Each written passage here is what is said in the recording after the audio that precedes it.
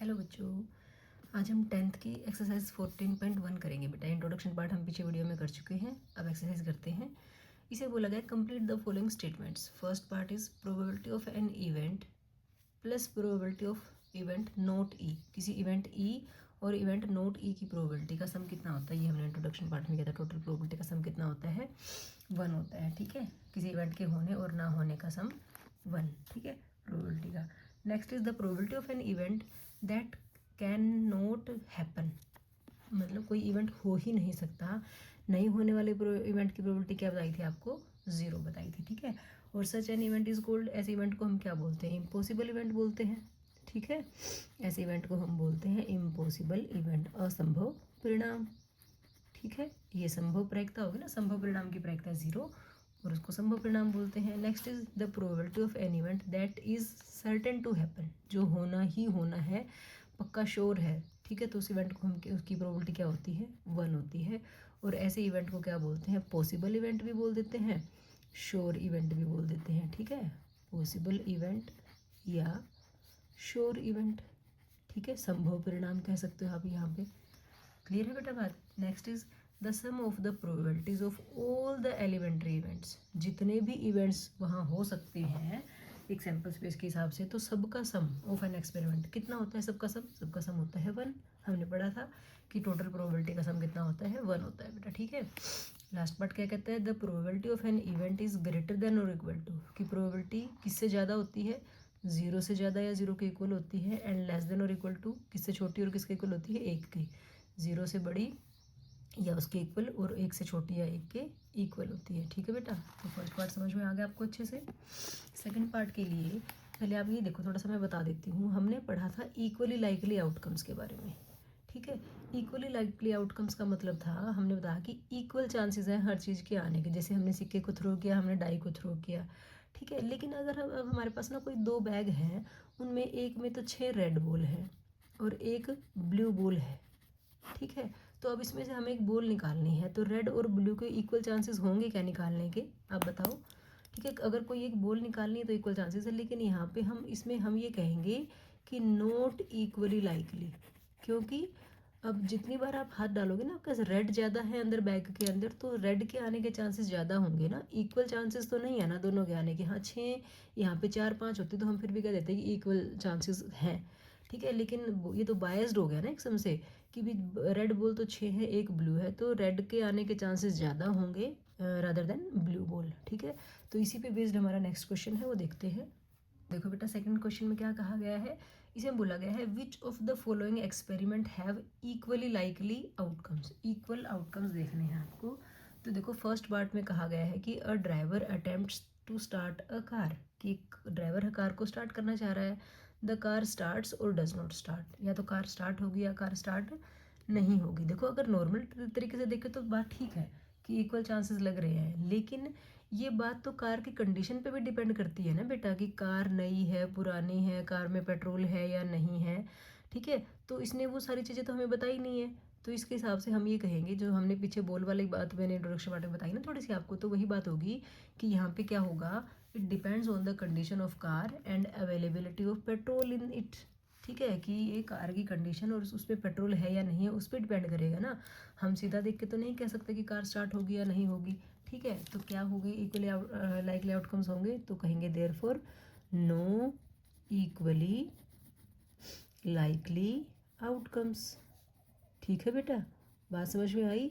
First condition में एकदम सब देखते तो हमें लगता है कि हाँ ठीक है, बात तो ठीक है, कार स्टार्ट होगी या नहीं होगी, लेकिन कार की कंडीशन में तो डिपेंड करेगा ना, तो इसलिए इसको आपको ध्यान रखना है इस चीज़ का। ठीक है, 2 ही केस नहीं होंगे, क्या रहा, कार कितने सालों से खड़ी है वहाँ पे, वो हिल भी नहीं सके, स्टार्ट और ना स्टार्ट होने का तो मतलब ही नहीं है।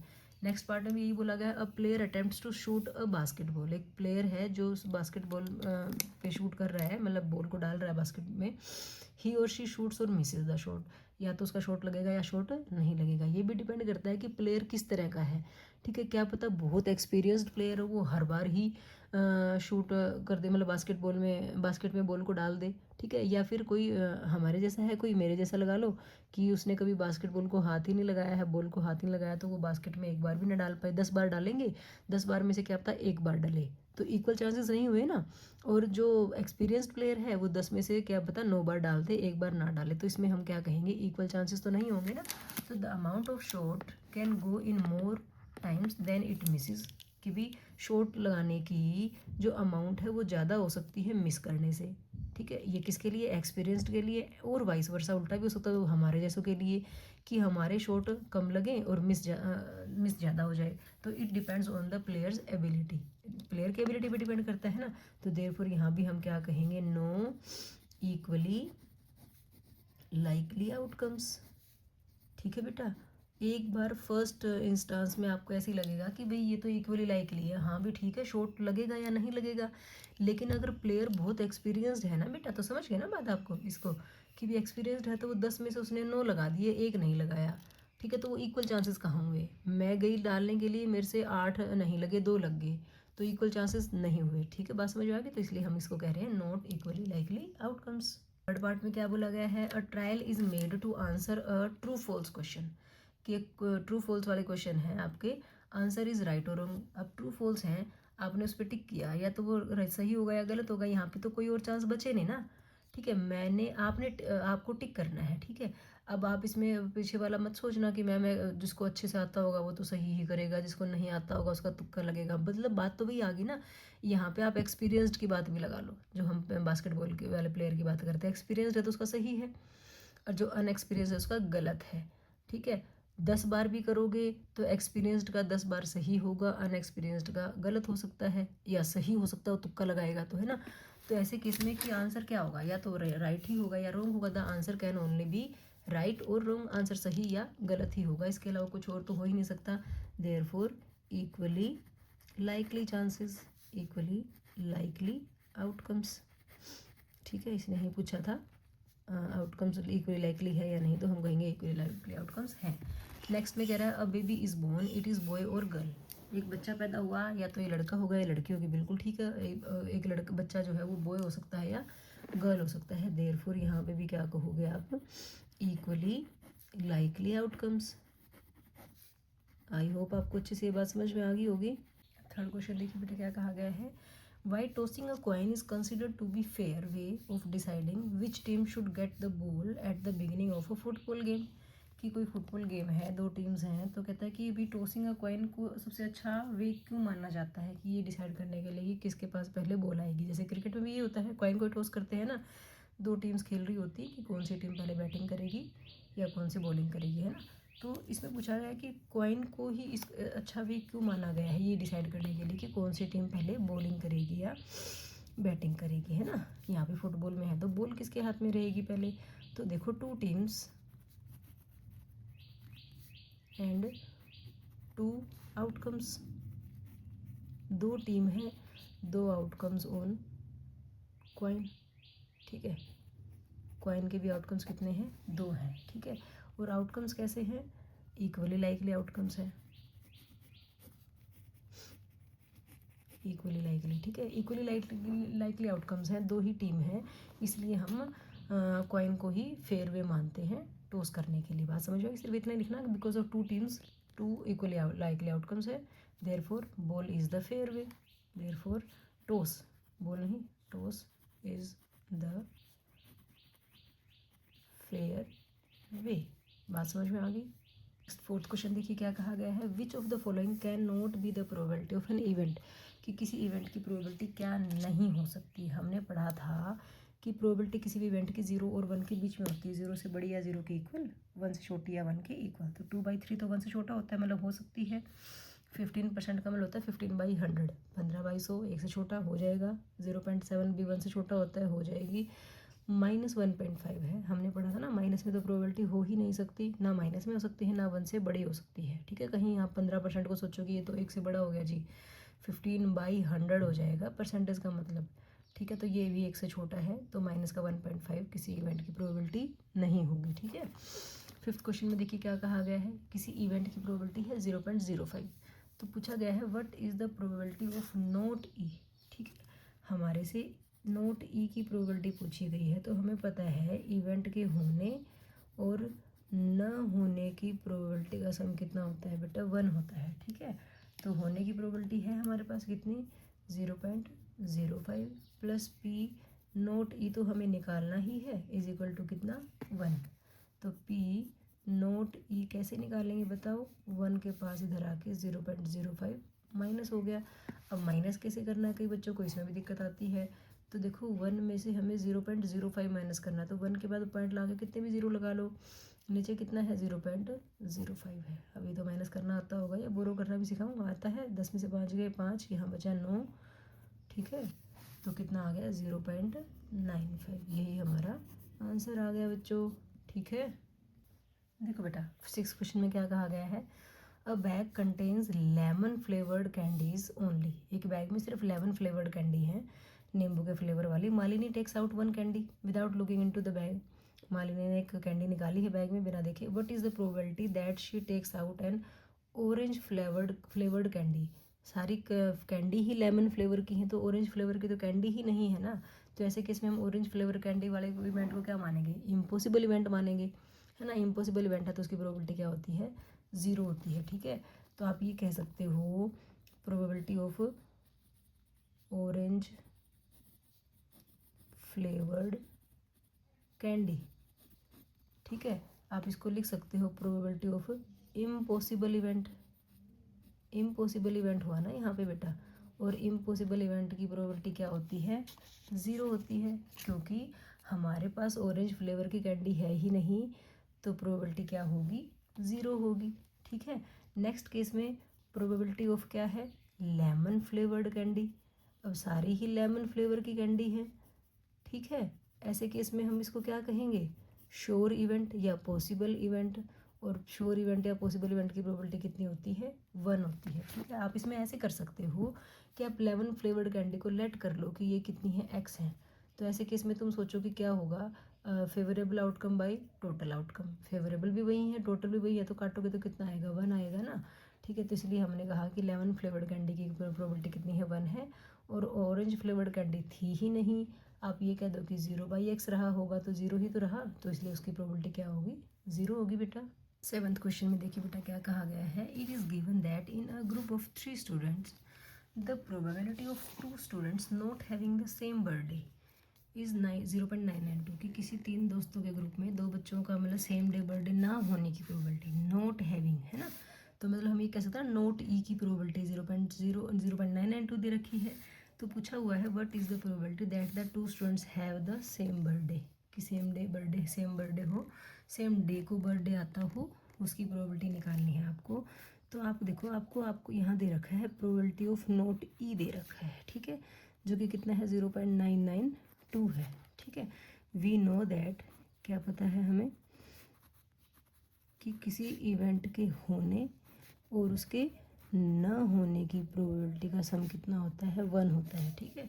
तो हमें सेम बर्थडे की प्रोबेबिलिटी निकालनी है ना, मतलब ई निकालना है हमें, पी ई, और नोट ई कितना है 0.992 है बेटा, इज इक्वल टू कितना 1। ज़्यादा कुछ लिखने की जरूरत नहीं है, इसी से काम चल जाएगा आपका, कि हम लिखें कि इवेंट जो है सेम बर्थडे आने की प्रोबेबिलिटी को ई से डिनोट करेंगे, ये वो कुछ नहीं लिखना, डायरेक्ट इसको माइनस कर दो 0.992, ठीक है। पीछे भी क्वेश्चन में किया था, अब दोबारा दिखा देती हूँ। 1 पॉइंट के बाद देखो यहाँ पे 0.992 है, तो यहाँ पे भी कितनी जीरोज़ लगेंगी, 3 जीरोज़ लगेंगी, माइनस कर सकते हो। 10 - 2 8, 9 - 0 9, 9 - 0 9, यहाँ भी कितना बचा, 0 बचा। तो हमारे पास कितना आ गया, 0.008 आ गया बेटा, यही हमारा आंसर आ गया, ठीक है। हमें सेम डे बर्थडे ना आने की प्रोबेबिलिटी दे रखी थी बेटा, तो हमने सीधा उसको पी नोट ई के नाम से डिनोट कर दिया। हमें नोट ई दे रखा था, ई निकालना था ई की प्रोबेबिलिटी, ठीक है, जो कि कितनी आ गई, 0.008 आ गई। ओके बच्चों, एक्सरसाइज का 8th क्वेश्चन देखिए बेटा क्या कहा गया है, अ bag contains 3 red balls and 5 black balls. 3 red है और 5 ब्लैक है। A ball is drawn at random from the bag, what is the probability that the ball drawn is red. Red आने की प्रोबेबिलिटी और नॉट रेड आने की probability, ठीक है। तो आप पहले तो ये देख लो टोटल बॉल्स कितनी है, या पहले देख लो रेड बॉल्स कितनी है, 3 है, ठीक है। ब्लैक बॉल्स कितनी है 5 हैं। तो टोटल बॉल्स कितनी होंगी हमारे पास, दोनों को ऐड कर लेते हैं, कुल बॉल हमारे पास होगी 8, ठीक है। अब इसमें पूछा प्रोबेबिलिटी निकालो रेड बॉल की। नंबर 1 केस में प्रोबेबिलिटी ऑफ रेड बॉल, ठीक है, हमें तो प्रोबेबिलिटी पता है ये क्या होती है, number of favourable outcome by total outcome. Red के फेवर में कितने हैं, 3 हैं, टोटल कितना है 8, तो टोटल प्रोबेबिलिटी क्या आ जाएगी रेड की 3/8। ठीक है, सेकंड केस में कहा इसने नोट रेड। ठीक है, देखो दो केस हो सकते हैं। नोट रेड का मतलब है आप रेड को छोड़ दो, 8 - 3 5 हो जाएंगी, या इसको आप ये भी कह सकते हो ना कि प्रोबेबिलिटी ऑफ ब्लैक बॉल। ठीक है, प्रोबेबिलिटी ऑफ ब्लैक बॉल, दोनों केस हो सकते हैं। इसने ब्लैक नहीं कहा, इसने आपको कहा नोट रेड। नोट रेड का मतलब ब्लैक ही है, तो कितने हैं ब्लैक के फेवर में 5/8। तो ये और ये दोनों हमारे आंसर्स आ गए। फर्स्ट पार्ट का ये आंसर, सेकंड पार्ट का ये। आपको बात समझ में आ गई? बेशक मत लिखना नोट रेड का मतलब है ब्लैक ही तो है, या फिर आप 8 में से 3 माइनस कर दो, 5 आना है, 5/8 ये आ जाएगा। ठीक है बेटा, एंड क्वेश्चन देखो बेटा क्या कहा गया है। अ bag contains 5 red marbles, 8 white marbles and 4 green marbles. तो पहले हम यही लिख लेते हैं, बाद की बात देखते हैं। ठीक है, red marbles, number of red marble लिखो या सिर्फ लाल कंचे जो भी हैं, कितने हैं 5 हैं। ठीक है, white marbles is equal to 8 and green marbles कितने हैं हमारे पास 4 हैं। ठीक है, टोटल मार्बल्स देख लो कितने बने हमारे पास, 5 + 8 + 4 17 हो गए। ठीक है, 5 और 8 13 और 4 17। ठीक है, अब कहता है 1 marble is taken out of the box at random. Probability निकालनी है, आउट जो मार्बल लिया गया है वो रेड कलर का होगा। ठीक है, तो फर्स्ट केस में इसने हमसे पूछा कि प्रोबेबिलिटी ऑफ रेड मार्बल। ठीक है, अब डायरेक्ट लिखोगे। अब समझ में आ गई ना बात आपको कि 4 ग्रीन थे, 8 वाइट थे और 5 रेड कलर के कंचे थे। आपको उसमें से एक कंचा निकालना है, रेड कंचा निकालने की प्रोबेबिलिटी बताओ। तो रेड के फेवर में कितने आउटकम्स हैं, 5 हैं, तो 5 बाई टोटल आउटकम कितने हैं 17। ये आ गया हमारे फर्स्ट पार्ट का आंसर। सेकंड पार्ट में देखो क्या कहा गया है, प्रोबेबिलिटी ऑफ वाइट मार्बल की निकालनी है हमें प्रोबेबिलिटी, सफ़ेद कंचे की। तो सफ़ेद कितने हैं हमारे पास, सफ़ेद हैं हमारे पास 8, टोटल कितने हैं 17, तो 8/17 आ जाएगा। ठीक है, थर्ड केस में कहा है नोट ग्रीन। अब देखो थर्ड केस के लिए पहले तो आप नोट ग्रीन देखो, नोट ग्रीन मार्बल्स काउंट करो पहले कितने होंगे। नोट ग्रीन का मतलब है 17 में से ग्रीन मार्बल्स को माइनस कर दो, 17 - 4 कितने आ गए 13। दूसरा केस था कि नोट ग्रीन, इसका मतलब रेड या वाइट होंगे, तो रेड या वाइट है तो वो 13 थे हमारे पास, वैसे भी 13 ही आ गया। ठीक है, तो probability of note green marbles कितनी आ गई, नोट ग्रीन की फेवर में आउटकम्स कितने 13 और टोटल आउटकम कितने हैं 17। बात समझ में आ गई बेटा? तो फर्स्ट पार्ट का आंसर ये, सेकंड पार्ट का ये और थर्ड पार्ट का हमारा ये आंसर आ गया। आई होप आपको अच्छे से समझ में आ गया होगा। अब 10th क्वेश्चन देखिए क्या कहा गया है। अब पिगी बैंक मतलब गुल्लक कंटेन्स 100 हैं उसके पास 50 पैसे के कॉइन्स, 50 रुपये 1 कॉइन है, 20 रुपये 2 कॉइन है और 10 हैं 5 रुपये के coin. If it is equally likely that one of the coin will fall out when the bank is turned upside down, कि जैसे ही गुल्लक को उल्टा किया गया उसमें से किसी भी कॉइन के आने के इक्वल चांसेस हैं। ठीक है, what is the probability that the coin will be a 50 पैसे कॉइन या विल नॉट बी अ 5 रुपये कॉइन। ठीक है, तो देखो पहले तो नंबर देखोगे ना कितने कितने कॉइन्स हैं, और फिर टोटल देखोगे, क्योंकि नीचे तो टोटल आउटकम्स ही लिखना होता है हमें। तो आप लिख सकते हो नंबर ऑफ, सबसे पहले क्या था 50 पैसे कॉइन्स, 50 पैसे कॉइन्स कितना है 50 पैसे के कॉइन्स है हमारे पास 100। ठीक है, फिर हमारे पास नंबर ऑफ ₹1 कॉइन्स वो कितने हैं 50 हैं बेटा।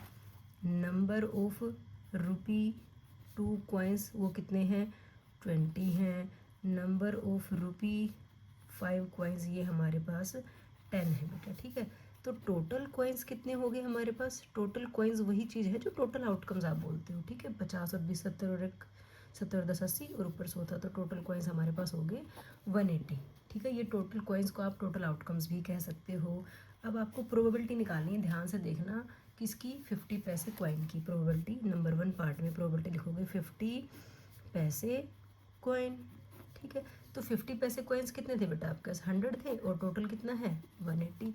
इसको काट तो जितना कटता हो, 0 से 0 कट गया, 2 5 ज़ा 10, 2 9 ज़ा 18, तो हमारा जो आंसर आ गया वो कितना आ गया 5/9 आ गया। आई होप आपको अच्छे समझ में आ गई बात, कुछ भी तो नहीं था आपको, नंबर ऑफ कॉइन्स दे रखे तो टोटल कॉइन्स पता था, प्रोबेबिलिटी निकालनी थी।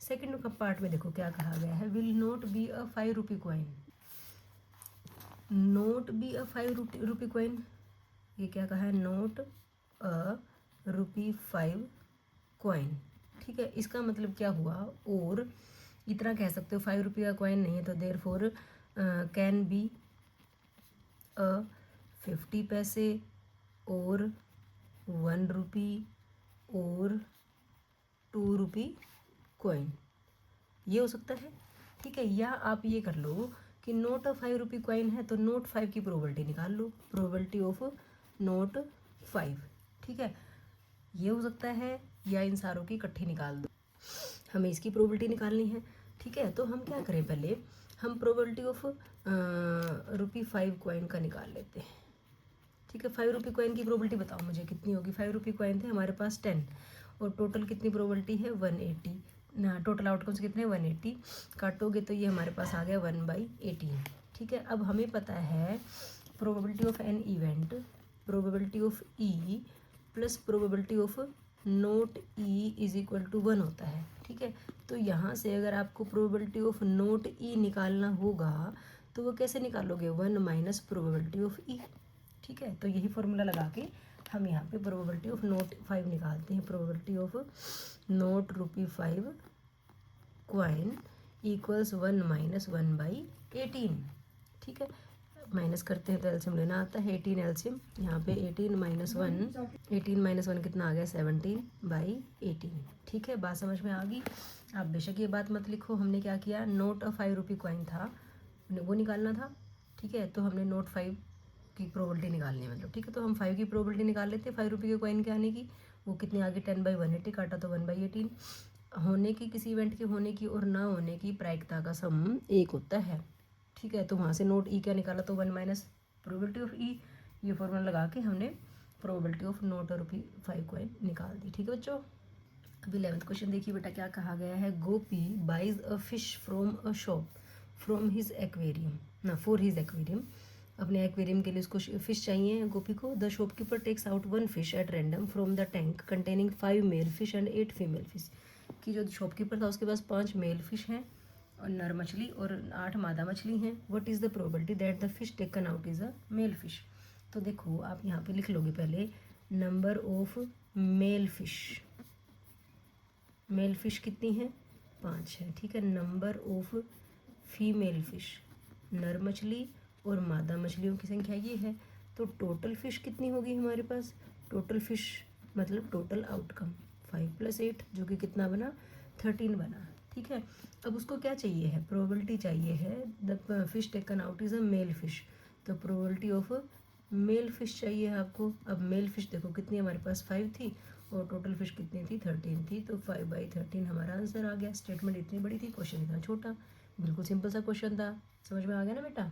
12वें क्वेश्चन में देखिए क्या कहा गया है, कहता है a game of chance, chance का मतलब वही प्रोबेबिलिटी संभावना, consist of spinning an arrow which comes to rest pointing at one of the numbers, ये नंबर हैं and they these are equally likely outcomes. Probability बतानी, देखो मतलब आपने देखा होगा वो एरो वाला कि एक जगह एरो का निशान, ये एरो का निशान है, इस व्हील को हमने ऐसे घुमाया तो ये व्हील घूमते घूमते घूमते घूमते ये एरो जिस नंबर पे आएगा वो बात बोली गई है, ठीक है। तो सबके चांस तो इक्वल ही हैं, कोई ऐसा तो है नहीं कि किसी एक नंबर पे फिक्स ही आएगा, किसी भी नंबर पे हमारा एरो आ सकता है, ठीक है।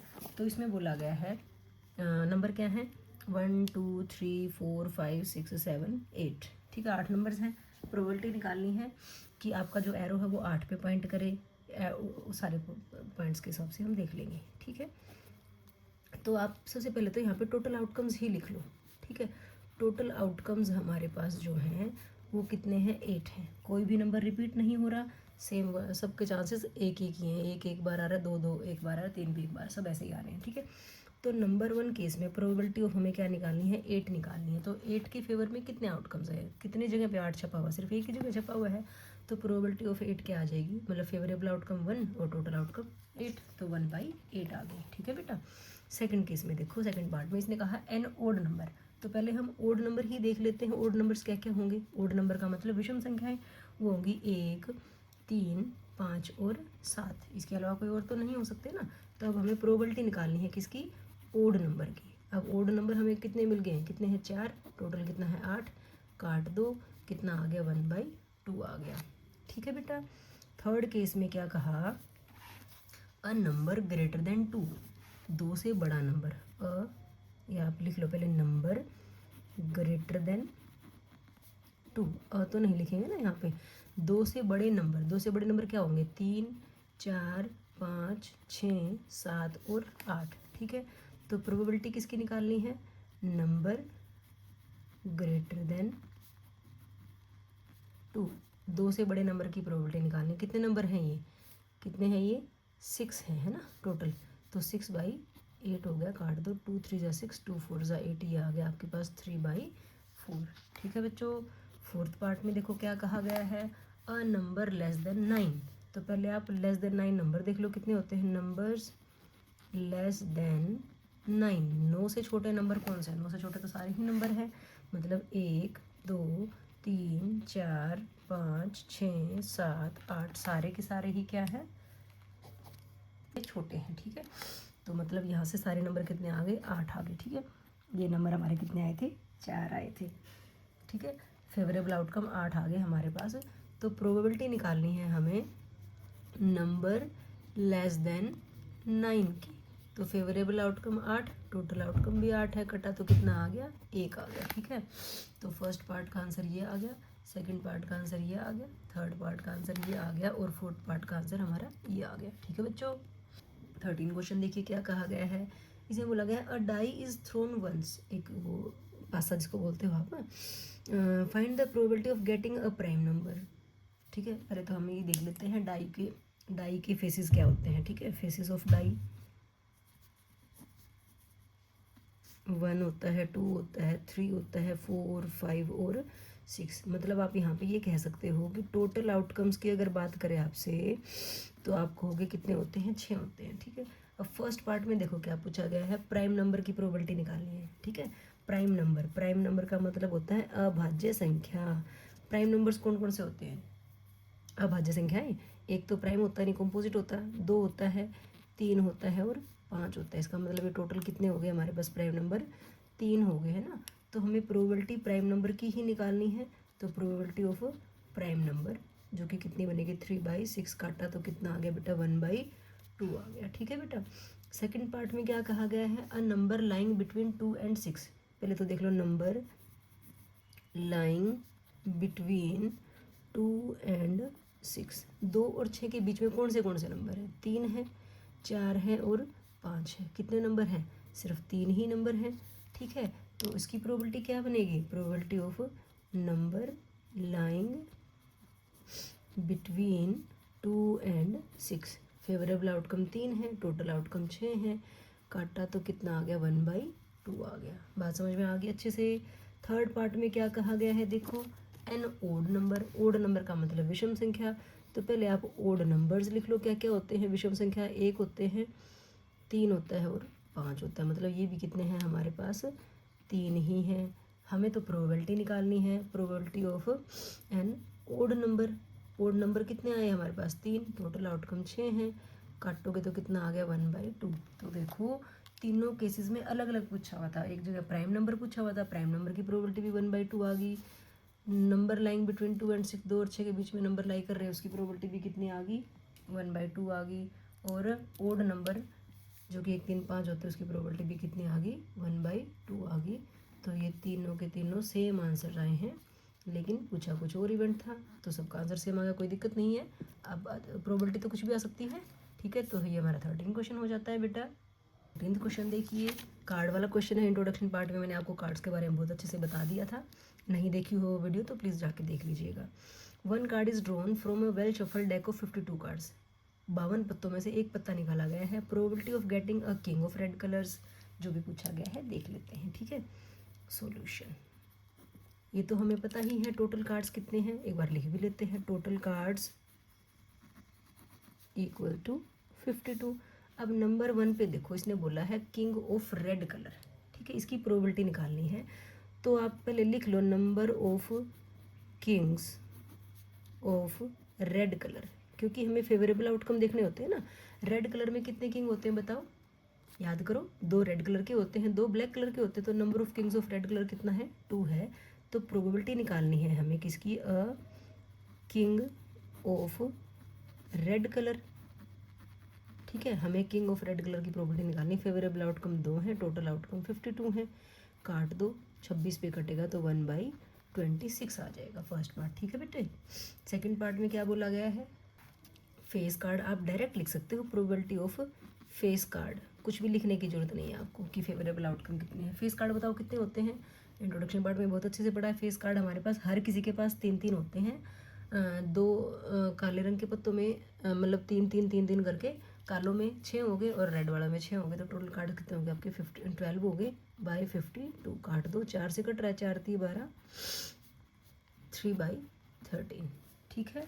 थर्ड पार्ट में देखो क्या कहा गया है। थर्ड पार्ट में बोला गया है a red face card. Face card मैंने कहा था पिछले पार्ट में हमने फेस कार्ड पढ़ा था। ठीक है, 12 थे, 6 लाल में और 6 काले में। तो रेड फेस कार्ड की बात अगर कर रहा है ये, तो रेड फेस कार्ड, कुछ भी लिखने की जरूरत नहीं है, डायरेक्ट लिखोगे आप। फेस कार्ड रेड में 6 होते हैं और ब्लैक में 6 होते हैं, 6/52। अब 2 से कट रहा है, 2×3=6, 26 पे ये आ गया 3/26। ठीक है बेटा। फोर्थ पार्ट में देखो क्या कहा गया है। The jack of hearts, heart का जैक, पहले लिख लेते हैं, Jack of hearts.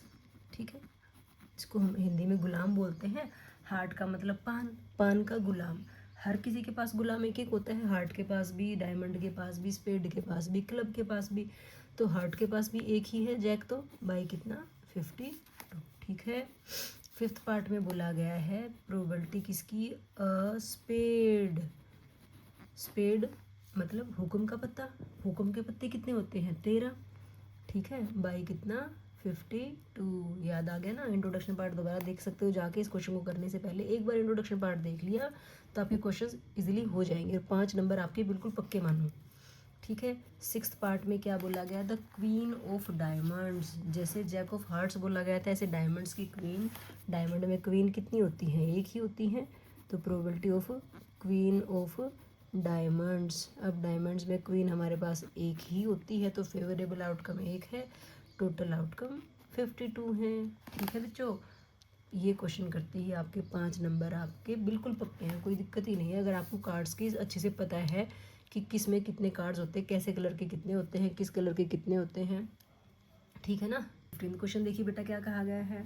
5 cards, the 10, jack, queen and king.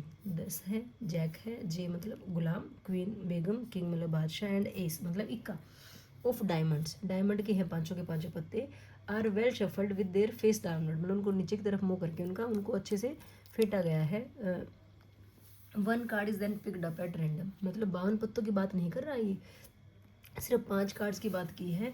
तो यहाँ पे हमारे पास जो टोटल कार्ड्स होंगे, टोटल आउटकम्स जहाँ जिसकी हम बात करते हैं, वो कितना होगा? 5 होगा बेटा। ठीक है, टोटल कार्ड्स, या आप ब्रैकेट के अंदर लिख सकते हो आउटकम्स। ठीक है, वो कितने रहेंगे? 5 रहेंगे, क्योंकि 5 पत्तों की ही बात कर रहा है। ठीक है। अब कहता है 1 card is then picked up at random, what is the probability that the card is queen. ठीक है, फर्स्ट पार्ट में क्या बोल रहा है? Probability of queen. डायरेक्ट ऐसे लिखो आप। तो देखो हमारे पास 5 कार्ड्स में क्वीन थी क्या? बिल्कुल थी। कितनी क्वीन थी? 1 थी। टोटल आउटकम कितने हैं? 5। तो हमारा आंसर आ गया 1/5। ठीक है बेटा। सेकंड पार्ट में देखो क्या कहा गया है, समझ में आ गया ना फर्स्ट पार्ट। तो सेकंड पार्ट में बोला गया है if the queen is drawn and put aside, कि क्वीन को जिसको निकाला था वो निकाल ली और उसको साइड में रख दिया। अब इसका मतलब टोटल पत्ते हमारे पास 4 रह गए। तो what is the probability that the second card pick up is an. तो सेकंड कार्ड के केस में पहले आप तो टोटल कार्ड्स देखने पड़ेंगे आपको अब। ठीक है, अब टोटल कार्ड्स हमारे पास 5 नहीं रहे, कितने रहे? 4। तो आप टोटल आउटकम्स यहाँ लिखोगे, कितने हो गए हैं? 4 हो गए हैं। ठीक है, इन 4 में आप लिख भी सकते हो कि क्या क्या है। 10 है, जैक है, किंग है और एस है। ठीक है, यही 4 पत्ते बचे हमारे पास। तो अब देखो ए पार्ट में इसने क्या पूछा है? प्रोबेबिलिटी निकालो एन एस की। तो probability N S.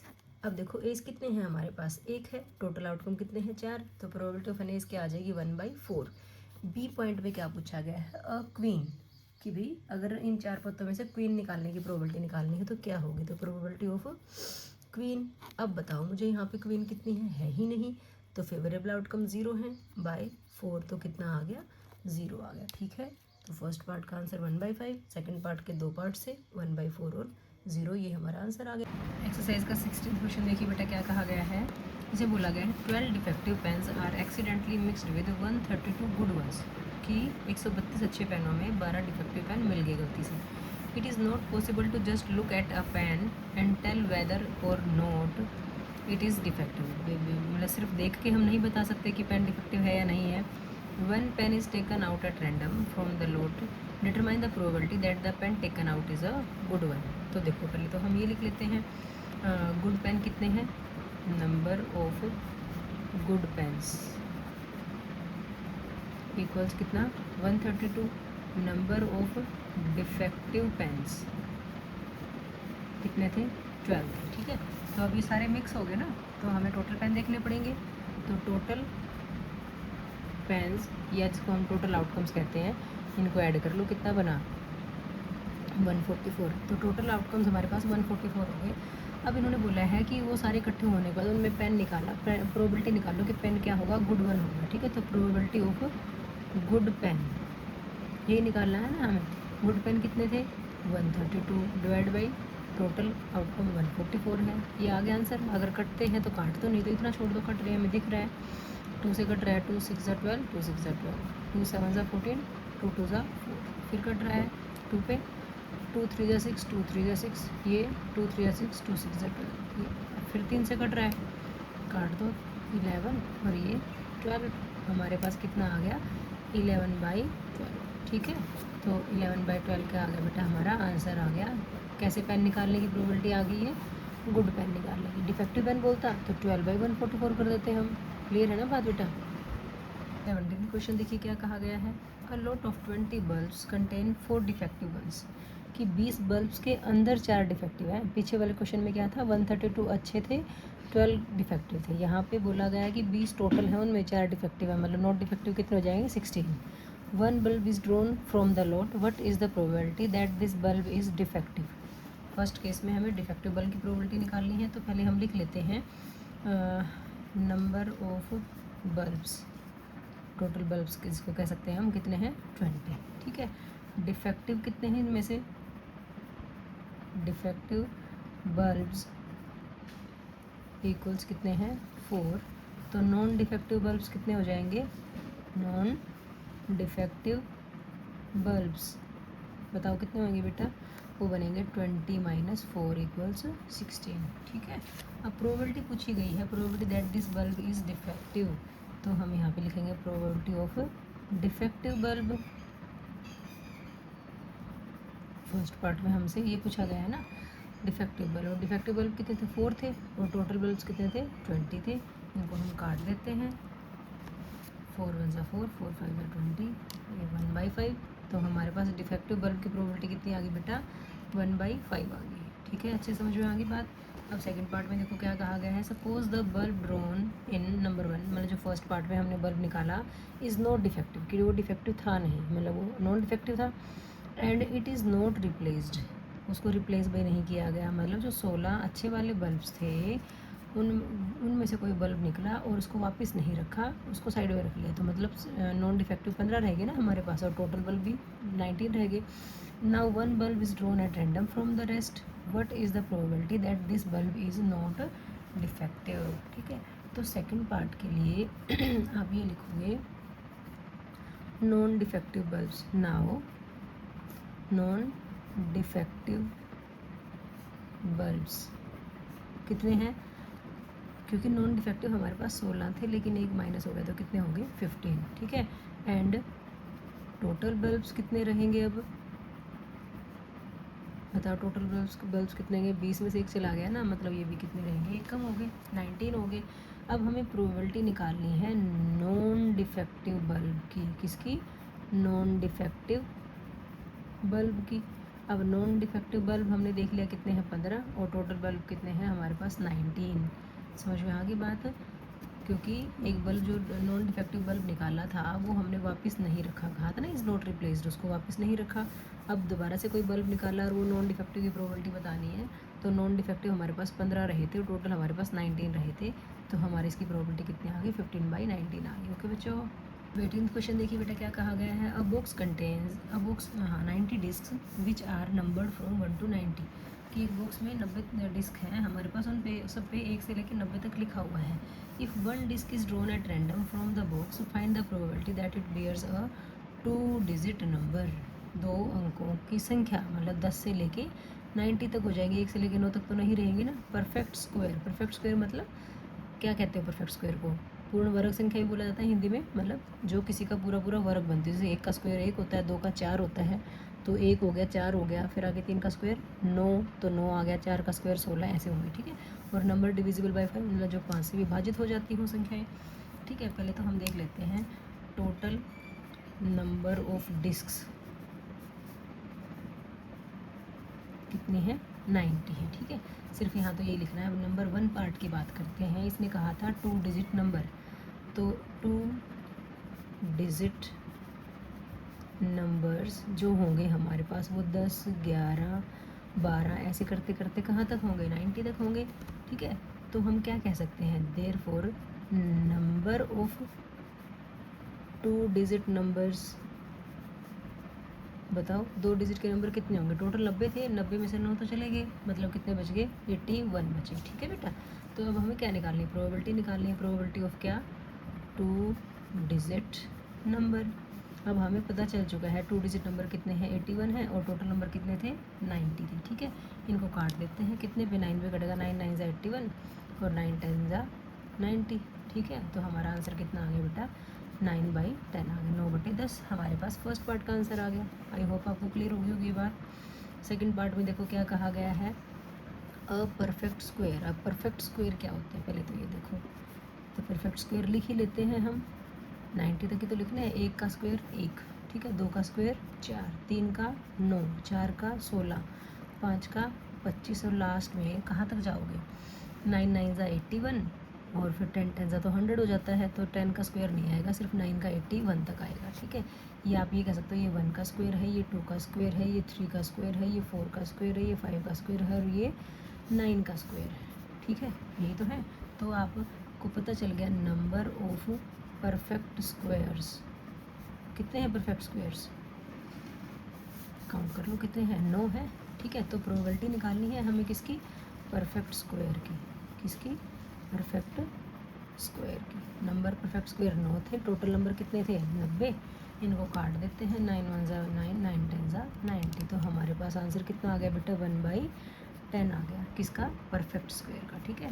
Third part में कहा गया है अ नंबर डिविजिबल बाई 5, कि कोई संख्या जो 5 से विभाजित हो जाती हो।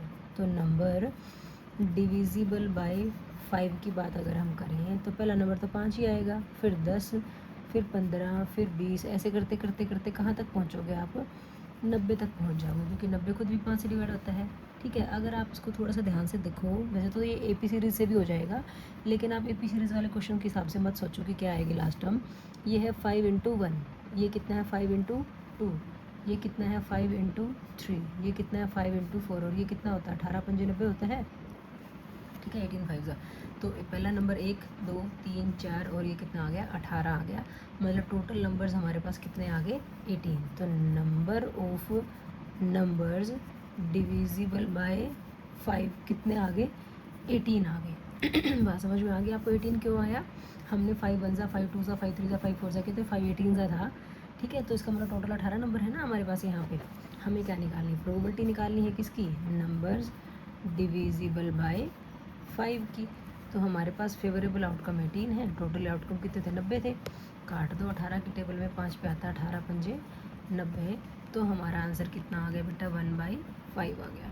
बात समझ में आ गई आपको, नंबर डिविजिबल बाय 5 निकाल दिया, परफेक्ट स्क्वायर की प्रोबेबिलिटी निकाल दी और 2 डिजिट नंबर की प्रोबेबिलिटी निकाल दी, ठीक है। फिर भी अगर कोई प्रॉब्लम आती है तो प्लीज़ कमेंट सेक्शन में ज़रूर मेंशन करना, मैं आपकी अगली वीडियो में प्रॉब्लम को सॉल्व करने की कोशिश ज़रूर करूँगी, ओके बेटा। 19th क्वेश्चन देखिए बच्चों, a child has a die whose 6 faces show the letters given below A B C D A, मतलब ये एक A यहाँ आ रहा था, एक A यहाँ आ रहा, 2 बार A आ रहा है, ठीक है, जिसमें हम 1 2 3 4 5 6 लिखे होते हैं पासे पे डाई पे, तो वही चीज़ ये है कि the die is thrown once, what is the probability of getting A और गेटिंग D, ये देखना, ठीक है। पहले तो हम ये देख लेते हैं total faces of a die, total faces of die, of the die कर लो, चलो ठीक है। टोटल आउटकम्स कह सकते हो, कुल परिणाम कह सकते हो, कितने हैं, 6 हैं, ठीक है। इसको आप टोटल आउटकम्स भी कह सकते हो और टोटल आउटकम्स, ठीक है, कितने हैं, 6 हैं, ठीक है ना बेटा। अब फर्स्ट पार्ट में देखो इसने क्या कहा गया है, प्रोबेबिलिटी ऑफ ए बताओ, ठीक है। तो number of A's on die लिखना चाहो तो लिख लो। ए कितनी बार आ रहा है डाई के ऊपर, 2 बार आ रहा है, तो फेवरेबल आउटकम तो ए के लिए तो 2 रहेंगी ना, बी के लिए 1, सी के लिए 1, डी के लिए 1, ई के लिए 1 रहेगा, लेकिन ए के लिए 2 रहेंगे। हमें निकालनी है प्रोबेबिलिटी ऑफ ए, ठीक है। गेटिंग ए लिखो या खाली ए लिखो। ए कितनी बार आ रहा है डाई पे, फेवरेबल आउटकम 2 है, टोटल आउटकम 6 है, काट दो 1/3 पे, तो हमारा आंसर कितना आ गया, 1/3 आ गया, ठीक है बेटा।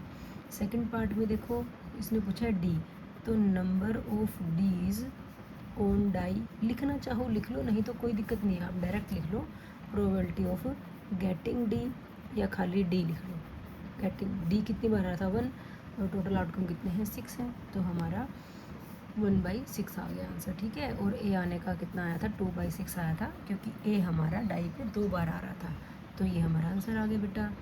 नेक्स्ट क्वेश्चन देखिए, वैसे तो एग्ज़ाम के पॉइंट ऑफ व्यू के हिसाब से तो नहीं है, आपकी बुक में मेंशन भी कर रखा है कि एग्ज़ाम में नहीं आएगा, लेकिन फिर भी देख लो। Suppose you drop a die at random on the rectangular region shown below, ये रेक्टेंगुलर रीजन है, आयताकार भाग है कोई, उसमें शो करना है, एक डाई डाली जाती है। What is the probability that it will land inside the circle, की प्रोबेबिलिटी क्या होगी कि सर्कल के अंदर गिरेगा। सर्कल का डायमीटर 1 मीटर दे रखा है, और इसकी भुजाएं आपको ये 3 मीटर और ये 2 मीटर दे रखी है, ठीक है बेटा। तो देखो क्वेश्चन को कैसे करेंगे। अब मुझे ये बताओ, डाई अगर कहीं भी गिरेगी, सर्कल में गिरे या रेक्टेंगल में गिरेगी तो उसके एरिया पे ही ना, ठीक है। तो जिसके एरिया में गिरेगी वो फेवरेबल आउटकम, और टोटल जो है वो हमारे पास टोटल एरिया क्या होगा, टोटल आउटकम हो जाएगा, है ना। जिसके क्षेत्रफल में गिरेगी वह अनुकूल परिणाम, और पूरा जो है वो हमारा क्या होगा, कुल परिणाम होता है, ठीक है। तो देखो ध्यान से, हम दोनों का एरिया ही निकाल लेते हैं। पहले तो लेंथ ऑफ रेक्टेंगुलर फील्ड, आयताकार भाग की लंबाई कितनी है, 3 मीटर है, और ब्रेड्थ ऑफ रेक्टेंगुलर फील्ड कितनी है, 2 मीटर है, ठीक है। अब हमें क्या निकालना है, इसका एरिया, क्योंकि हमने कहा एरिया पे ही तो गिरेगी ना वो, तो वो क्या होता है L × B, जो कि कितना बन जाएगा, 3 × 2 = 6 मीटर स्क्वायर, ठीक है। ये तो हमारे पास, इसको आप टोटल एरिया कह सकते हो, क्योंकि इसी के अंदर सर्कल भी आ रहा है ना, ठीक है। एरिया और टोटल आउटकम, ठीक है, जो कि कितना बन गया, 6 बन गया, ठीक है। अब हमारे पास क्या दे रखा है, डायामीटर ऑफ सर्कल दे रखा है, डायामीटर ऑफ सर्कल। डायामीटर का मतलब क्या होता है, व्यास, जो कि कितना दे रखा है, 1 मीटर। हमें डायामीटर की ज़रूरत नहीं होती, हमें किसकी ज़रूरत होती है, रेडियस की, एरिया निकालने के लिए सर्कल का। तो वो क्या होती है, एरिया डायमीटर का हाफ होती है, तो वो कितनी बन गई, 1/2 मीटर। अब हमें एरिया ऑफ सर्कल निकालना है। एरिया ऑफ सर्कल का फॉर्मूला, वृत्त के क्षेत्रफल का फॉर्मूला क्या होता है बेटा, πr² होता है ना, ठीक है। तो यहाँ पे r की वैल्यू रख लेते हैं 1/2, इसका स्क्वायर, तो कितना बन जाएगा, π × 1/4, मतलब π/4 मीटर स्क्वायर कह देते हैं हम, ठीक है। अब इसने कहा था कि सर्कल में गिरे, ठीक है, एरिया ऑफ सर्कल, या आप क्या कह सकते हो, फेवरेबल आउटकम्स, फेवरेबल, इसको फेवरेबल आउटकम्स भी बोल सकते हो, जो कि कितना आ रहा है, π/4 आ रहा है, ठीक है। हमें निकालनी है probability that it will land inside the circle, ठीक है। तो प्रोबेबिलिटी आप क्या करोगे, यहाँ पे खाली इवेंट लिख दो, या प्रोबेबिलिटी इनसाइड द सर्कल लिख दो, ठीक है। इनसाइड द सर्कल पूरा लिखने की ज़रूरत नहीं है। इसके लिए क्या करोगे, favourable outcome divide by total outcome. Total outcome कितने, 6 थे। अब देखो A/B/C/D के लिए 6 के नीचे 1 कर लें, तो अब इसको जो लिखते हैं हम, नीचे वाले को पलट के ऊपर ले आते हैं, ये 1/6 हो जाता है। डिवाइड में भी फ्रैक्शन है, तो उसको मल्टीप्लाई में लाते हैं तो उल्टा हो जाता है बेटा। तो ये कितना बन गया, π/24, ठीक है। तो जो π/24 आया, यही हमारा आंसर आ गया बच्चों, समझ में आ गई। हमने सर्कल का एरिया निकाला है, और हमने रेक्टेंगुलर फील्ड वाला आयताकार भाग का क्षेत्रफल निकाला। जहाँ पे डाई ने गिरना था वो फेवरेबल आउटकम था, और टोटल क्या था, टोटल आउटकम था। दोनों का एरिया निकाला और favourable outcome by total outcome किया, हमारा क्वेश्चन सॉल्व हो गया। ओके बच्चों, अब 21 क्वेश्चन देखिए बेटा। 21 question, a lot consist of 144 ball pens of which 20 are defective.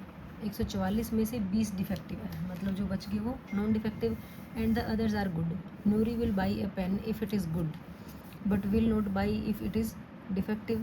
The shopkeeper draws one pen at random and gives it to her. What is the probability that she will buy the pen or she will not buy the pen? अब defective होगा तो वो नहीं खरीदेगी, non defective होगा तो खरीदेगी। ठीक है, तो टोटल पेन्स कितने हैं हमारे पास, देखो टोटल पेन्स हैं बेटा 144। ठीक है, डिफेक्टिव पेन्स कितने हैं, ये हैं 20। ठीक है, तो नॉन डिफेक्टिव कितने होंगे बताओ, नॉन डिफेक्टिव होंगे 144 माइनस 20, जो कि कितना बना 124 बना। ठीक है, अब फर्स्ट पार्ट की बात करते हैं हम। इसने कहा था कि नूरी उस पेन को तभी खरीदेगी जब अच्छा होगा, कोई भी उस पेन को तभी लेगा ना तो पेन ठीक होगा, है ना। तो हम क्या करते हैं, प्रोबेबिलिटी निकालनी है। इसने कहा शी विल बाई इट, तो प्रोबेबिलिटी शी विल बाय। ठीक है, या क्या कहोगे, प्रोबेबिलिटी ऑफ नॉन डिफेक्टिव, दोनों का मतलब एक ही है ना। बाई तभी तो करेगी जब वो पेन नॉन डिफेक्टिव होगा। नॉन डिफेक्टिव पेन कितने थे हमारे पास, नॉन डिफेक्टिव थे 124 और टोटल कितने थे 144। इतना आंसर छोड़ दो, या अगर कटता है तो अपना काट दो भाई। ठीक है, 4 से भी कटता दिख रहा है, 4 से कट रहा है ना, 4 से काट दो, 4 3 ज़ा 12, 4 1 ज़ा 4, ये 4 3 ज़ा 12, 4 6 ज़ा 24। ठीक है, तो हमारा आंसर कितना आ गया बेटा 31/36 आ गया कि वो पेन को खरीदेगी। ठीक है, सेकंड पार्ट में कहा है she will not buy this, तो probability she will not buy, या क्या कह सकते हो, प्रोबेबिलिटी ऑफ डिफेक्टिव पेन, दोनों का मतलब एक ही है ना। उसने कहा था शी विल नॉट बाय, मतलब हमें डिफेक्टिव पेन की प्रोबेबिलिटी निकालनी। डिफेक्टिव थे हमारे पास कितने 20, टोटल कितने थे 144। ये भी 4 से कट रहा है तो काट देते हैं, 4 5 ज़ा 20 और 4 3 ज़ा 12, 4 6 ज़ा 24।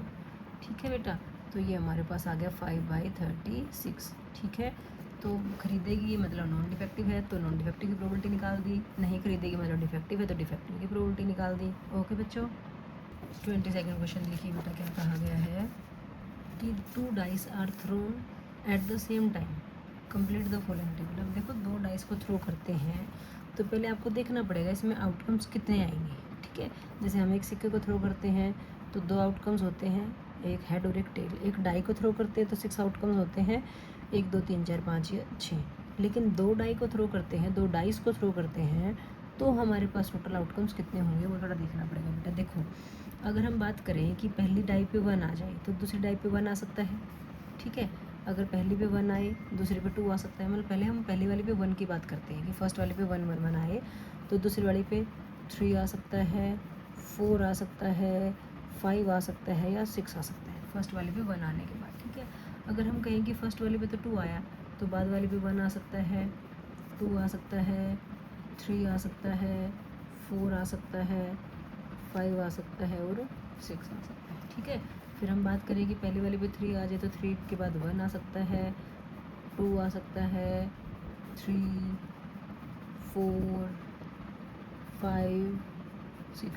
समझ पा रहे हो बात को। फिर फर्स्ट वाले पे क्या पता 4 आ जाए, फिर बाद वाले पे 1 आ सकता है, 2। अब आप बोल सकते हो साथ साथ, आपको समझ में आ गई होगी बात, 5 और ये 6। या फिर पहले वाली पे 5 आ जाए तो बाद वाली पे 1 आ जाए, बाद वाली पे 2 आ जाए, 3 आ जाए, 4 आ जाए, 5 आ जाए या 6 आ जाए। ठीक है, या फिर वही बात कि पहले वाली पे 6 बाद वाली पे 1, 6 के बाद 2 आ जाए, 3 आ जाए, 4 आ जाए, 5 आ जाए या 6 आ जाए। इसके अलावा कुछ और भी हो सकता है क्या, नहीं। तो मतलब हम ये कह सकते हैं कि इतने ये टोटल आउटकम्स आ सकते हैं हमारे पास। ठीक है, अब आपको कहना है हमें कैसे पता चलेगा कि सच में इतने आएंगे, अगर ज़्यादा या कम हो तो हम कैसे करें। तो आप देखो टोटल आउटकम्स की बात जब हम करते हैं, टोटल आउटकम्स की बात करते हैं, कोई भी चीज़ है, किसी भी चीज़ को थ्रो कर रहे हो, 2 डाइस को थ्रो कर रहे हो या 1 डाइस को 2 बार थ्रो कर रहे हो, बात एक ही है, ठीक है। तो आप ये कह सकते हो कि टोटल आउटकम जो होते हैं ना, वो जिस भी चीज़ को थ्रो कर रहे हो उसके फेस कितने हैं, ठीक है, और कितनी बार उसको टॉस किया जा रहा है, ठीक है। अब 1 डाइस को 2 बार थ्रो करना या 2 डाइस को इकट्ठे थ्रो करना, बात एक ही है। तो हमने कहा डाइस का फेस में डाइस के कितने फेस होते हैं, 6 फेसेस होते हैं। टॉस कितने बार किया आपने, 2 बार। कहा ना आपको 2 डाइस को थ्रो करो या 1 डाइस को 2 बार थ्रो करो, बात एक ही है। तो 6 की पावर 2 कितना होता है, 36। तो काउंट करके देख लो, ये 36 ही आउटकम्स होंगे हमारे पास, ठीक है। तो आप ये फॉर्मूला सा थोड़ा ध्यान रख सकते हो कि भाई जब भी हम किन्हीं कोई भी चीज़ जब भी हम वो करते हैं, थ्रो करते हैं और हमें टोटल आउटकम्स निकालने होते हैं, तो हम टोटल आउटकम कैसे निकालें। जिस भी चीज़ को थ्रो कर रहे हो उसके कितने फेसेस हैं और कितनी बार टॉस किया जा रहा है, ये चीज़ का फॉर्मूला याद रख लोगे तो आपको 11th-12th में भी आगे दिक्कत नहीं आएगी, प्रोबेबिलिटी जहाँ पे करोगे आप, ठीक है बेटा। टोटल आउटकम्स आ गए हमारे पास। अब हमारे लिए क्वेश्चन को ईजी करना आसान है। इसमें बोला गया था complete the following table. Event क्या है, सम ऑन 2 डाइस, कि 2 डाइस के ऊपर सम जो है वो 2 आ रहा है। तो 2 सम कहाँ कहाँ आएगा, 2 सम तो सिर्फ यहाँ आएगा, 1 + 1 2, आगे तो ज़्यादा ही होगा ना। तो कितने आउटकम है टोटल में से, हमारे पास एक ही है फेवरेबल आउटकम। तो टोटल आउटकम कितने, 36 हैं। तो इसने खुद दे दिया, ये तो 1/36 था, ठीक है। अब हमें सम 3 4 5 6 7 के निकालने हैं। तो आप ये देखो, फर्स्ट पार्ट के लिए हमने कहा सम 3, ठीक है। सम 3 कहाँ कहाँ होगा, देखो ध्यान से, हमारे पास 1 2 का सम होगा, ठीक है। ये आपकी ना टेबल इस ढंग से चलती जाएगी बेटा, 1 2 और 2 1, इन दोनों का सम 3 है, क्या किसी और का सम 3 है, नहीं। तो 1 2 और 2 1 हमारे पास 2 फेवरेबल आउटकम आ गए, ठीक है। तो प्रोबेबिलिटी ऑफ सम 3 की क्या होगी, फेवरेबल आउटकम 2 हैं आउट ऑफ 36। तो हमारे पास प्रोबेबिलिटी कितनी आ गई, 2/36। तो हम टेबल के अंदर फिल कर देंगे 2/36। अब आप बताओ मुझे, आगे सम 4 है, 4 सम पहले लाइन से चलते जाओगे आप, हमने सैम्पल स्पेस तो बना ही लिया, टोटल आउटकम्स तो लिख ही लिए। सम 4 यहाँ आ रहा है, इसमें आगे कहीं नहीं आएगा। 1 और 3 का आ रहा है, आगे 2 और 2 का आएगा, फिर आगे 3 और 1 का। तो ये ऐसे चला, तो इसके बाद कहीं होगा ही नहीं। क्यों नहीं होगा, क्योंकि अगले में तो खुद ही पहले 4 आ रहा है, 5 आ रहा है, 6 आ रहा है। तो 4 के साथ कुछ भी लगाओगे तो 4 से तो बड़ा ही रहेगा ना। तो 4 के केस में फेवरेबल आउटकम हमारे पास क्या हो गए, 1 3 2 2 3 1। आप डायरेक्ट देख के देख सकते हो कि कितने आउटकम्स हैं, 3 आउटकम्स हैं 4 सम के लिए। तो हमारी प्रोबेबिलिटी क्या बन जाएगी, 3/36। आई होप आपको ये अच्छे से समझ में आ रही होगी। जब 5 की बात करेंगे तो पहले लाइन में 1 4 है, 5 होता है। दूसरी लाइन में क्या बनेगा, 2 3, आगे 3 2, फिर आगे 4 1। क्या इस लाइन में बनेगा, नहीं, क्योंकि 5 के साथ कुछ भी जोड़ोगे तो 5 से बड़ा ही बनेगा, ठीक है। तो आप ये क्वेश्चंस कर सकते हो, आई होप ये करवा दूँ पूरा, कोई नहीं, चलो देख लो। अब हम बात करते हैं सम 4 की।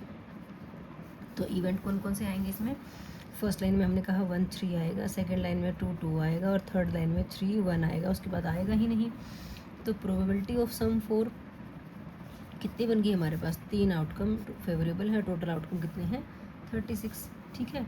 उसके बाद हमने बात करी सम 5 की, ठीक है। 5 के लिए पहली लाइन में हमारे पास आया 1 4, दूसरी लाइन में आया 2 3, आगे आया 3 2 और लास्ट लाइन में 4 1 आया। 4 तक ही पहुंच पाएंगे, ठीक है। तो प्रोबेबिलिटी ऑफ सम 5 कितनी आई, देखो फेवरेबल आउटकम कितने हैं, 4 हैं, /36। अभी काट नहीं रहा कहीं पे भी, हम 4/36 ही लिख लेते हैं क्योंकि सबके नीचे 36 ही आएगा, ठीक है। उसके बाद हम सम, इसके बाद बेटा सम 6 की बात थी। तो 6 के लिए फर्स्ट लाइन में 1 5 है आपके पास, सेकंड में है 2 4, फिर है आपके पास 3 3 4 2 और 5 1, ठीक है। तो प्रोबेबिलिटी ऑफ सम 6 क्या आएगी आपके पास, बताओ कितने हैं फेवरेबल आउटकम, 5 हैं, तो 5/36, ठीक है। फिर बात आती है सम 7 की, ठीक है। 7 सम पहली लाइन की बात करोगे तो 1 6 पे आता है, सेकंड लाइन में जाओगे तो 2 5 पे आएगा, फिर 3 4 पे आएगा, फोर्थ लाइन पे जाओगे तो 4 3 पे आएगा, फिफ्थ लाइन में 5 2 पे आएगा और छठी लाइन में 6 1 पे आएगा, ठीक है ना। तो यहाँ पे प्रोबेबिलिटी ऑफ सम 7 कितना आएगा, बताओ कितने आउटकम्स हुए, 6 हुए ना, तो 6/36। सम 8 की प्रोबेबिलिटी आपको बॉक्स में फिल करके दी हुई है। आगे हम 9 की बात करते हैं, सम 9, ठीक है। 9 सम देखो ना, तो पहली लाइन में आएगा, देखो 1 + 6 लास्ट 7 तक जाता है, दूसरे में 2 और 6 8 बनता है, यहाँ भी नहीं आएगा, तीसरे में जाके आएगा 3 6 पे, 3 और 6 9, इसमें 4 और 5, 5 और 4, 6 और 3, ठीक है। तो हमारे पास आउटकम्स क्या आए, 3 6 आए, 4 5 आया, 5 4 आया और 6 3 आया, ठीक है।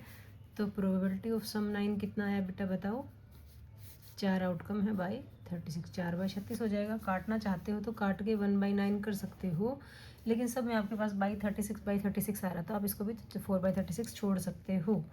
सम 10 की बात आ गई, ठीक है। अब 10 सम देखो कहाँ आएगा, तीसरी लाइन तक 3 + 6 9, लास्ट बड़े से बड़ा नंबर भी लिया तो 9 आ रहा है, तो इस लाइन तक नहीं आ रहा, इस लाइन में आ रहा 4 + 6, फिर 5 + 5, फिर 6 + 4, तो 4 6 आया, 5 5 आया और 6 4 आया। तो प्रोबेबिलिटी ऑफ सम 10 कितना आया बेटा हमारे पास, 3 आउटकम्स हैं बाई 36, 3/36। कट तो ये भी जाता है काटना चाहो तो, लेकिन छोड़ दो इतना ही। आगे सम 11 की बात आ गई। अब 11 की बात करें तो देखो पहली लाइन में चौथी लाइन तक भी जाएँ तो 4 और 6 10, सबसे बड़ा नंबर तो यही है, यहाँ तक भी 10 नहीं आया तो इसका मतलब 4 तक तो आ ही नहीं रहा। आगे देखो इसमें 5 और 6 11 और 6 और 5 11, तो मतलब 11 के लिए 5 6 और 6 5, ये 2 ही आउटकम्स बनते हैं हमारे पास। तो प्रोबेबिलिटी ऑफ सम 11 हमारे पास कितना आया बेटा, 2 आउटकम है बाई 36, ठीक है। और 12 की प्रोबेबिलिटी से दे ही रखी थी 1/36, क्योंकि 12 तो सिर्फ लास्ट वाला इसी नंबर से बनता है 6 6 से, तो एक ही आउटकम है फेवरेबल, और टोटल 36, तो 1/36 आ गया बेटा, ठीक है। नेक्स्ट पार्ट में देखो, इसमें बोलता है a student argues that there are 11 possible outcomes. यहाँ पे पॉसिबल 2 3 4 5 6 7 8 9 10 11 12 तक, कि ये जो पॉसिबल आउटकम्स है ना, ये कितने हैं, 11 है, क्योंकि एक तो आ नहीं रहा है यहाँ पे, एक नहीं आ रहा ना, 2 से लेके 12 तक है, ठीक है। Therefore each of them has a probability 1/11, कि कह रहा है कि इसलिए हर एक आउटकम आने की प्रोबेबिलिटी 1/11 रहेगी, कि 2 आने की, 3 आने की, ये आने की। क्योंकि अगर हम इनकी बात करें तो सम 2 आने की प्रोबेबिलिटी कह रहा है 1/11, क्योंकि टोटल आउटकम यहाँ पे 11 है, ठीक है। 3 की कह रहा है फिर 1/11, सबकी 1/11 रहेगी, लेकिन ऐसा नहीं हो सकता बेटा। क्यों नहीं हो सकता, क्योंकि सबके लिए पॉसिबल आउटकम्स अलग अलग हैं, ठीक है। तो 1/11 तब होता है जब हम कहते हैं ना इक्वली लाइकली, कि सबके आने के चांसेस इक्वल हों, ठीक है। तो यहाँ पे सेकंड पार्ट के लिए हम कहेंगे नो। इसमें पूछा था कि स्टूडेंट आर्ग्यू करता है कि बीच 11 आउटकम है, तो हर एक की प्रोबेबिलिटी की बात करें तो 1/11 बनेगी। Do you agree with the argument, तो हम कहेंगे no. Justify your answer, justify your answer, तो आप कहेंगे chances of each number is different या नॉट इक्वली लाइकली आउटकम्स। जो आउटकम्स हैं वो इक्वली लाइकली आउटकम्स नहीं है, बराबर नहीं है। जैसे हम कहते हैं ना बात, कि हम जब सिक्के को थ्रो करते हैं तो हेड या टेल इक्वल चांसेस हैं, एक डाई को थ्रो करते हैं तो इक्वल चांसेस हैं कि भाई एक आ सकता है, 2 आ सकता है, 3 आ सकता है, लेकिन यहाँ पे इक्वल चांसेस नहीं है। जैसे देखो 11 के आने के लिए तो 2 ही चांस हैं, 10 के आने के 3 चांसेस है, 7 के आने के 6 चांसेस है, तो इक्वल चांसेस नहीं है ना सबके आने के, तो इक्वली लाइकली आउटकम्स नहीं है, इसलिए हम उसके आर्ग्यूमेंट से एग्री नहीं करते। ओके बेटा। 23rd क्वेश्चन में देखिए क्या कहा गया है। A game consist of tossing a 1 rupee coin 3 times. एक सिक्के को 3 बार उछाला गया है, एक सिक्कों को 3 बार उछालो या 3 सिक्के एक साथ उछालो, बात एक ही होती है। And noting its outcomes each time, Hanif wins if all the tosses give the same result. That is same result का मतलब या तो 3 हेड्स आ जाए या 3 टेल्स आ जाए, एंड लूजेज अदरवाइज, कि हनीफ तभी जीत पाएगा जब तीनों सिक्कों के ऊपर या तीनों बार टॉस में हेड हेड आ जाए या तीनों बार टेल टेल टेल आ जाए, एंड अदरवाइज वो हार जाएगा। Calculate the probability that Hanif will lose the game. तो देखो बेटा बात वही आ गई कि यहाँ पे 3 सिक्कों को उछालना या एक सिक्के को 3 बार उछालना, तो टोटल आउटकम तो हमें पता होने चाहिए। टोटल आउटकम के लिए मैंने आपको क्या बताया था, फेस की पावर टॉस बताया था, ठीक है। एक कॉइन के फेसेस कितने होते हैं, कॉइन के फेसेस होते हैं 2, हेड और टेल। टॉस कितनी बार किया गया है, टॉस किया गया है 3 टाइम्स, ठीक है। तो देखो फेस है 2, टॉस किया गया 3 बार, तो 2 की पावर 3 का मतलब कितना होता है बताओ, ये होता है 8। तो टोटल आउटकम हमारे पास कितने होंगे, 8 होंगे। तो 3 हेड आने की प्रोबेबिलिटी एक ही होगी, 3 मतलब 3 हेड एक ही बार आ सकते हैं, 3 टेल एक ही बार, एक ही आउटकम मतलब मान सकते हैं। तो हनीफ के लूज़ करने की प्रोबेबिलिटी बतानी है हमें, ये पता चल गया 3 हेड या 3 टेल जब आएंगी तो वो जीतेगा। तो 2 तो निकल गए, बच गए कितने हमारे पास, 6 आउटकम। हारने के फेवर में 6 आउटकम है, टोटल प्रोबेबिलिटी 8 है, तो 6/8 हो जाएगी, ठीक है ना। तो सिंपल तरीके से तो ये हो जाएगा आपका। लेकिन अगर आप टोटल आउटकम्स की बात करते हो, अगर हम बनाना चाहें यहाँ पे, तो क्या हो सकते हैं कि तीनों बार हेड हेड हेड आ जाए, ठीक है। इस केस में या तो 3 हेड आ जाए, या 2 हेड आ जाए, या 1 हेड आ जाए, या 0 हेड आ जाए, ठीक है। अब 3 हेड आ रहे हैं तो ये ठीक है, 2 हेड आएंगे तो इसका मतलब एक टेल आएगी ना, 2 हेड 1 टेल। वैसे हालांकि ये लिखने की जरूरत है नहीं आपको, ये 11th क्लास में आएंगी ये चीज़ें आपके पास। अब आपको पता चल चुका था 8 में से 2 आउटकम निकाल देने हैं, 6 बचे तो 6/8 कर दोगे। लेकिन अगर आपको लिखना हो तो ये लिख सकते हो 2 हेड में टेल सबसे लास्ट में आ जाए, या टेल बीच में आ जाए, या टेल स्टार्टिंग में आ जाए, ठीक है। एक हेड की बात करें तो एक हेड शुरू में आ जाए, एक हेड बीच में आ जाए, या एक हेड लास्ट में आ जाए, ठीक है। या 0 हेड का मतलब है कोई भी हेड ना आए, मतलब सारे टेल आ जाए, ठीक है। तो देखो काउंट भी करके देख लो, 8 आउटकम्स बन रहे हैं हमारे पास। इसने कहा Hanif will lose the game, तो लूजिंग गेम में चांसेस क्या रहेंगे आपके, HHT या 6 चांसेस लगा लो, ठीक है। 6 चांसेस ऐसे हैं लूज गेम करने के फेवर में हैं, ठीक है। 6 चांसेस इन फेवर। लिखना चाहो लिख लो, नहीं तो मैंने आपको डायरेक्ट बता दिया, 8 की हेल्प से आप सीधा 6/8 कर लोगे, ठीक है। प्रोबेबिलिटी निकालनी है, Hanif will lose the game, ठीक है। तो जीतने के चांसेस ये हैं, सिर्फ हेड हेड हेड और टेल टेल टेल, इन 2 चांसेस पे जीतेगा, और जितने बचेंगे उन सब पे हारेगा। तो कितने हैं, 6/8 काट दो, 2 3 6 2 4 8, तो हमारे पास कितना आ गया, 3/4 आ गया। तो हनीफ के गेम हारने के चांसेस कितने हैं, 3/4 है, मतलब प्रोबेबिलिटी 3/4 है बेटा, ठीक है। अब 24th क्वेश्चन देख लीजिए। अ डाई इज थ्रोन ट्वाइस, एक डाई को 2 बार टॉस किया गया, फेंका गया है। What is the probability that 5 will not come up either, कि 5 एक बार भी नहीं आएगा, या 5 कम अप एटलीस्ट वंस, कि 5 कम से कम एक बार तो आएगा ही आएगा, एक से ज़्यादा बार भी आ सकता है, मतलब एक बार या 2 बार, ठीक है। नेक्स्ट क्वेश्चन में देखिए क्या कहा गया है, a die is thrown twice, probability high होगी थी बात हमारी। तो देखो ट्वाइस बार थ्रो किया गया, तो हम पीछे 20 कौन सा क्वेश्चन था, 22nd क्वेश्चन था हमारा, वो करके आए थे। तो उसमें हमने सारा सैम्पल स्पेस लिखा था कि अगर एक डाई को 2 बार थ्रो करें या 2 डाई को इकट्ठा थ्रो करें, तो टोटल आउटकम्स जो आते हैं हमारे, वो कितने आ जाते हैं बेटा, 36 आ जाते हैं, है ना। और हमने सारे के सारे आउटकम्स लिखे भी थे, आप दोबारा से भी लिख सकते हो, ठीक है। लिख लोगे ना यहाँ पे 1 से लेके 6 तक टोटल, ठीक है, लिख लोगे। ये हम पीछे वाले क्वेश्चन में लिख के भी आ चुके हैं। अब फर्स्ट पार्ट की बात करें तो कह रहा है 5 will not come up either, कि 5 एक बार भी नहीं आएगा। 5 एक बार भी नहीं आएगा तो आप देख लोगे नंबर ऑफ चांसेस या terms 5 will not come up either, मतलब एक बार भी 5 नहीं आएगा। तो आप यहाँ पे लिख के दिखा सकते हो कि क्या क्या आ सकते हैं, 1 आ सकता है, 1 2 आ सकता है, 1 4, और उसके बाद 1 6 आएगा, है ना। 1 3 भी मैं लिख लेती हूँ यहाँ पे, 1 5 नहीं आएगा, ठीक है। ऐसे 2 वाली लाइन में 2 1 2 2 2 3 2 4 2 6 आएंगे, और यहाँ पे 2 4 आएगा, 5 नहीं आएगा, ठीक है। हर एक लाइन से 5 5 ऐसे आएंगे। फिर 3 वाली लाइन से भी कितने आएंगे आपके पास, 3 6 वाले में 5 ही आएंगे। 4 1 वाली लाइन से 4 6 तक भी कितने आइटम्स आएंगे, 5 आएंगे। 5 वाली लाइन बिल्कुल भी नहीं लेंगे, क्योंकि 5 एक बार भी नहीं आना चाहिए। और ये 6 6 वाली में से भी कितने आएंगे, 5 आएंगे। तो टोटल देखो कितने आइटम्स बन गए आपके पास, 5 5 5 5 बार आया तो 25 आ गए, है ना।